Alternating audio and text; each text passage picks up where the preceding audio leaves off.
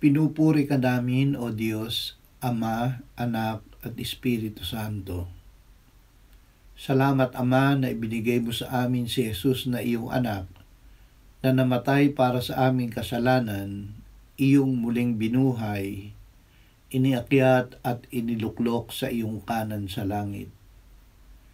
Salamat na ibinigay mo sa amin ang iyong banal na Espiritu, at sa pamamagitan niya ay ibinuhos mo ang iyong pag-ibig sa aming puso.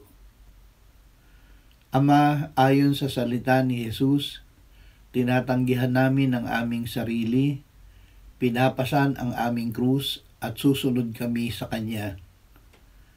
Ibinibigay namin sa iyong anak ang aming buong pagkatao upang gamitin niya sa pamamalakayan ng mga tao. Salamat, Ama, na sa gawaing ito ay hindi mo kami iiwan o pababayaan, kaya't kami ay hindi matatakot. Amen.